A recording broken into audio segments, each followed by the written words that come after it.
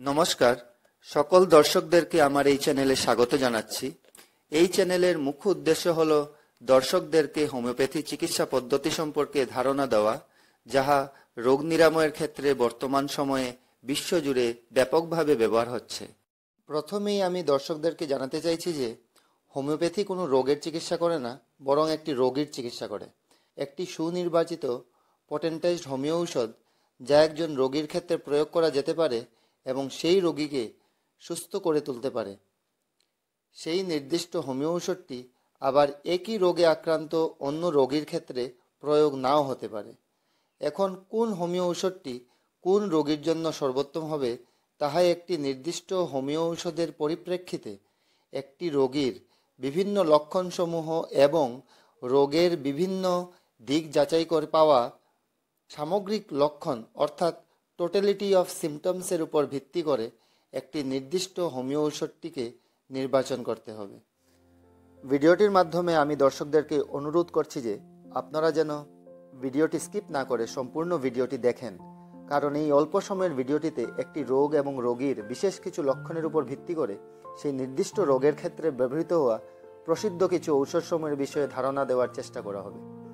এই চ্যানেলে দেওয়া পাচনতন্ত্রের বিভিন্ন রোগ নিরাময় হোমিওপ্যাথি নামে প্লেলিস্টে আমি পাচনতন্ত্র সম্বন্ধীয় বিভিন্ন রোগ যেমন অজীর্ণতা, অম্লরোগ বা অ্যাসিডিটি, আমাশয়, কোষ্ঠকাঠিন্যতা অর্থাৎ কনস্টিপেশন, আইবিএস, কলাইটিস ইত্যাদি রোগ নিরাময়ের জন্য কিভাবে নির্দিষ্ট একটি হোমিও ঔষধটিকে প্রয়োগ করা যেতে পারে তা নিয়ে আলোচনা করব। এবং একথাও আপনাদেরকে বলে রাখছি যে কয়েক মিনিটের ছোট্ট এই ভিডিওটির মাধ্যমে সম্পূর্ণভাবে ঔষধসমূহের বিষয়ে আলোচনা করতে পারাটা প্রায় অসম্ভব। তবুও আমি যথাসম্ভব ঔষধসমূহের মুখ্য লক্ষণসমূহ আপনাদের সামনে তুলে ধরার চেষ্টা করব। আজকের ভিডিওটিতে আমি রোগ এবং রোগীর বিভিন্ন লক্ষণ অনুসারে অক্ষুধা অর্থাৎ ক্ষুধাহীনতাতে ভুগছে এমন রোগীর ক্ষেত্রে ব্যবহার করা যেতে পারে এমন কয়েকটি প্রসিদ্ধ হোমিও ঔষধ নিয়ে আলোচনা করব। তার সাথে অক্ষুধাতে উপযোগী হওয়া প্রসিদ্ধ বায়োকেমিক ঔষধসমূহের বিষয়ে আলোচনা করব। প্রথম যে হোমিও ঔষধ নিয়ে আলোচনা করব সেটি হলো নাক্স ভমিকা। চলুন জানা যাক ক্ষুধাহীনতাতে ভুগছে এমন কিরূপ প্রকৃতির বা স্বভাবের রোগীর ক্ষেত্রে নাক্স ভমিকা ঔষধের প্রয়োগের কথা চিন্তা করা যেতে পারে। আমাদের মনে রাখা উচিত হোমিও ঔষধ নির্বাচনে রোগীর মানসিক লক্ষণসমূহ খুবই গুরুত্বপূর্ণ। তাহলে চলুন নাক্স ভমিকা রোগীর প্রধান লক্ষণসমূহ থেকে প্রথমে মানসিক লক্ষণসমূহ নিয়ে আলোচনা করা যাক।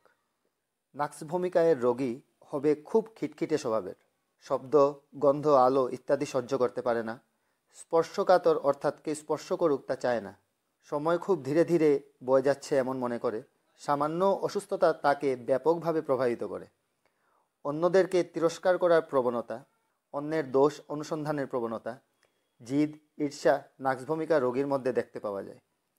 নাক্স ভমিকায়ের রোগী কিন্তু পরিষ্কার পরিচ্ছন্ন থাকতে ভালোবাসে ইত্যাদি।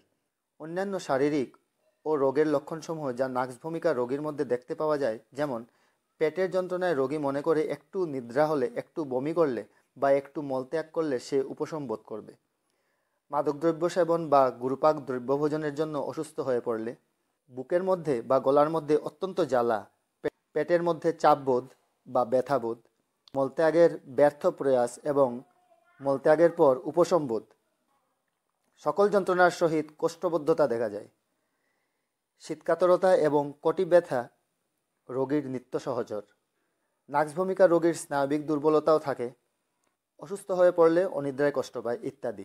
এবং এগুলোর সাথে যদি পূর্বে আলোচনা করা মানসিক এবং অন্যান্য শারীরিক লক্ষণ যদি দেখতে পাওয়া যায়, তাহলে রোগে নাক্স ভমিকা প্রয়োগ করে ভালো ফল পাওয়া যেতে পারে। নাক্স ভমিকা ঔষধটির বিশেষত্ব হলো যে ইহার ব্যবহারের ফলে রোগের ছদ্মবেশ ভেঙে যায় এবং রোগের প্রকৃত রূপটিকে পরিস্ফুট করে তোলে। এবং রোগী যদি বর্তমানে ঔষধজনিত রোগে বা কোনো ঔষধের সাইড এফেক্টসে কষ্ট পেতে থাকে, তাহলেও নাক্স ভমিকা তাহার প্রতিকার করে রোগীকে সুস্থ করে তোলে। ক্ষুধাহীনতাতে উপযোগী আরেকটি প্রসিদ্ধ ঔষধ জেনসিয়ানা লুটিয়া নিয়ে আলোচনা করা যাক। ইহার প্রয়োগের জন্য মুখ্য লক্ষণসমূহ হল মাথা ঘোরা, রোগীর উঠতিতে বা গতিতে যন্ত্রণার বৃদ্ধি, খোলা বাতাসে ভালো অনুভব করে, চোখে ব্যথা, গলা শুষ্ক, মুখের মধ্যে গাঢ় লালা, রোগীর পেটে অম্ল অর্থাৎ অ্যাসিডের বৃদ্ধি, ক্ষুধা মন্দ, বমি বা বমি বমি ভাব, ওজনের বৃদ্ধি এবং পেটে ব্যথা, পেট ও পেটের স্ফীতি এবং পেটে টানটান অনুভূতি, কলিক, নাভির অঞ্চল স্পর্শে সংবেদনশীল, পেট ফাঁপা ইত্যাদি। এবং এগুলোর সাথে যদি পূর্বে আলোচনা করা রোগের এবং অন্যান্য শারীরিক লক্ষণসমূহ যদি দেখতে পাওয়া যায়, তাহলে রোগে জেনসিয়ানা লুটিয়া এর প্রয়োগ করে ভালো ফল অবশ্যই পাওয়া যেতে পারে। ঔষধটিকে পেটের টনিক হিসাবেও প্রয়োগ করা যেতে পারে। এই ক্ষেত্রে ইহাকে কম শক্তিতে প্রয়োগ করা যেতে পারে। অ্যাপেটাইট লসে অর্থাৎ ক্ষুধাহীনতাতে উপযোগী আরেকটি প্রসিদ্ধ ঔষধ হাইড্রাস্টিস ক্যানাডেন্সিস নিয়ে আলোচনা করা যাক।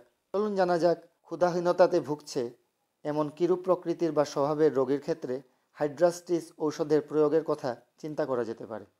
প্রধান মানসিক লক্ষণসমূহ হল মন খুবই বিষণ্ণ, উদাসীন, রোগী মনে করে মৃত্যু নিশ্চিত এবং এটি কামনা করে। অন্যান্য লক্ষণের মধ্যে যেমন অক্ষুধা বা ক্ষুধা, তাহার সাথে মুখে অরুচি, পেটে শূন্যতাবোধ, রোগী যদি জোর করে কিছু খেতে চায় পেটের মধ্যে দারুণ যন্ত্রণা হতে থাকে, জ্বালা করতে থাকে, পেট ফুলে ওঠে, অম্ল উদ্গার উঠতে থাকে, বমি হয়ে ভুক্ত দ্রব্য বেরিয়ে যায়, তৃষ্ণাহীনতা, রোগী দিন দিন জীর্ণ শীর্ণ হয়ে পড়ে, অঙ্গ প্রত্যঙ্গ হলুদ বর্ণ ধারণ করে, কোষ্ঠবদ্ধতাতে রোগী কষ্ট পেতে থাকে, পেট বায়ুতে পূর্ণ, অম্ল উদ্গার, অম্ল বমি, তিক্ত স্বাদ, গাঢ় চটচটে ক্লেশাস্রাব, অনেক সময় তাহা সুতার মতো লম্বা হয়ে নির্গত হয়, হরিদ্রা বর্ণ।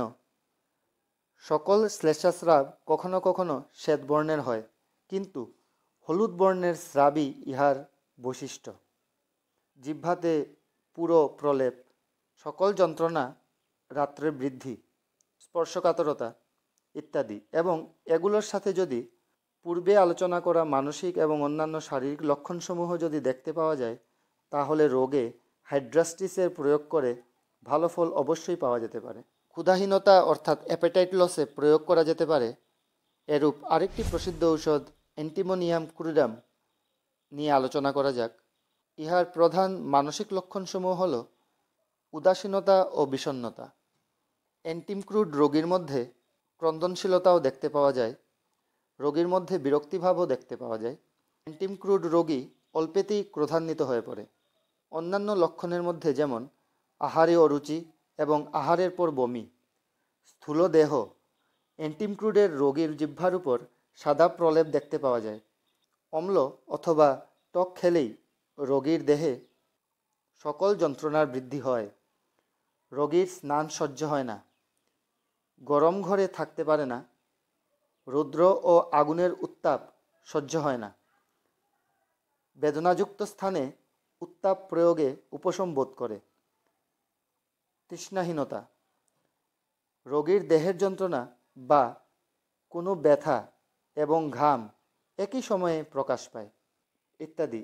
এবং এগুলোর সাথে যদি পূর্বে আলোচনা করা মানসিক এবং অন্যান্য শারীরিক লক্ষণসমূহ দেখতে পাওয়া যায়, তাহলে রোগে অ্যান্টিমোনিয়াম ক্রুডামের প্রয়োগ করে ভালো ফল অবশ্যই পাওয়া যেতে পারে। লস অফ অ্যাপেটাইট অর্থাৎ ক্ষুধাহীনতাতে প্রয়োগ করা যেতে পারে এরূপ আরেকটি প্রসিদ্ধ ঔষধ ইগনেশিয়া নিয়ে আলোচনা করা যাক।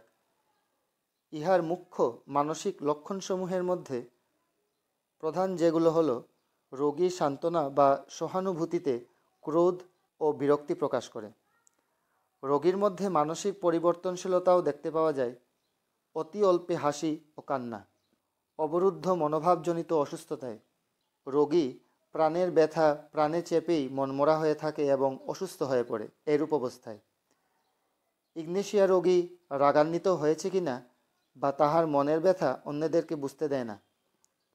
নির্জনপ্রিয়তা, ইগনেশিয়া রোগীর মধ্যে অন্যান্য লক্ষণসমূহ যাহা দেখতে পাওয়া যায় সেগুলো হলো বিরুদ্ধ ভাবাপন্ন অবস্থায় রোগীর যন্ত্রণার হ্রাস বৃদ্ধি হয়, যেমন জ্বরের উত্তাপ অবস্থায় পিপাসা থাকে না, আবার শীত অবস্থায় রোগীর পিপাসা থাকে।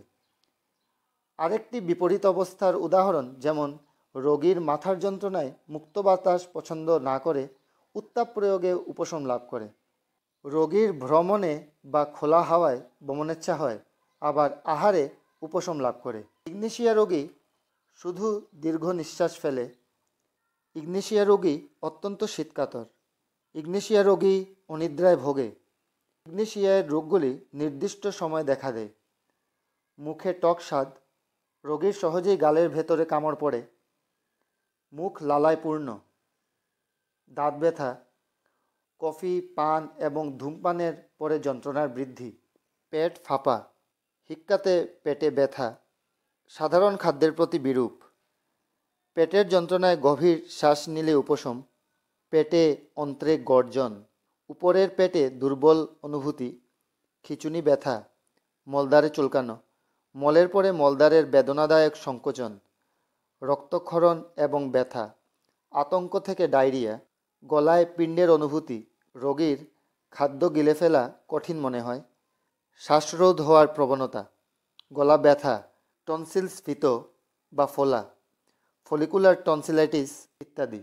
এবং এগুলোর সাথে যদি পূর্বে আলোচনা করা মানসিক এবং অন্যান্য শারীরিক লক্ষণসমূহ যদি দেখতে পাওয়া যায়, তাহলে রোগে ইগনেশিয়ার প্রয়োগ করে ভালো ফল অবশ্যই পাওয়া যেতে পারে। যদি বায়োকেমিক ঔষধের কথা চিন্তা করা যায়, তাহলে ক্ষুধাহীনতাতে অর্থাৎ অ্যাপেটাইট লসের জন্য বায়োকেমিক ঔষধ হিসেবে ক্যালিমিউরেটিকাম বা ফেরামফোসকে প্রয়োগ করা যেতে পারে। ভালো ফলপ্রাপ্তির জন্য রোগীকে সহ্যমতো সকালে বিকালে মুক্ত বায়ুতে ভ্রমণ করা উচিত। প্রাতকালে খালি পেটে ঈষদুষ্ণ জল পান করতে হবে এবং এই ক্ষেত্রে কমলালেবু ও মৌসুম্বির রস পান করা খুবই হিতকর। কথাও সাথে বলে রাখছি যে ভিডিওতে আলোচ্য ঔষধসমূহ ছাড়াও লক্ষণ বিশেষে হোমিও অন্য কোনো ঔষধ এই রোগের জন্য প্রয়োগ হতে পারে। ভিডিওতে প্রস্তাবিত হোমিও ঔষধ কীভাবে, কোন শক্তি, কতবার করে খাবেন তা জানার জন্য এই চ্যানেলে দেওয়া এই ভিডিওটি অবশ্যই দেখবেন। আর অবশ্যই কোনো ঔষধ প্রয়োগ করার পূর্বে একজন অভিজ্ঞ চিকিৎসকের পরামর্শ নিশ্চয়ই নিতে হবে। আশা করছি যে আপনারা এই ভিডিওটির বিষয়গুলি বুঝতে পেরেছেন। যদি আপনি এই চিকিৎসা সম্পর্কে জানতে চান, তাহলে এই ক্ষেত্রে আমার চ্যানেলের ভিডিওগুলি আপনাকে এই চিকিৎসা পদ্ধতির পথটি দেখিয়ে দিতে সাহায্য তো করবেই, এবং তাহার সাথে যদি আপনারা হোমিও চিকিৎসার প্রধান এবং খুবই জনপ্রিয় 4টি বই Materia Medica, Organon of Homoeo Medicine, Homoeo Repertory এবং অ্যালেন স্কিনউড কিনে নেন, যা আপনার পছন্দের ভাষা অনুযায়ী প্রসিদ্ধ লেখকের বইগুলি আমার ভিডিও ডেসক্রিপশনে দেওয়া লিঙ্কে ক্লিক করেও কিনতে পারেন। আমি মনে করি এই অতি মূল্যবান বই 4টি আপনাদেরকে সারা জীবন বিভিন্ন স্বাস্থ্য সম্পর্কিত সমস্যা সমাধানের ক্ষেত্রে আপনাদের পথ প্রদর্শক হয়ে থাকবে। আরেকটি কথা আমি বলতে চাইছি যে যদি ভিডিওটি থেকে আপনারা উপকৃত হচ্ছেন বা কিছু জানতে পারছেন বলে মনে করছেন এবং পরবর্তীতে নতুন ভিডিও পোস্ট করার সাথে সাথে ভিডিওগুলি দেখতে চান, তাহলে চ্যানেলটি সাবস্ক্রাইব করে রাখবেন, সঙ্গে থাকবেন। আজকের জন্য এতটুকুই। ভালো থাকুন, সুস্থ থাকুন।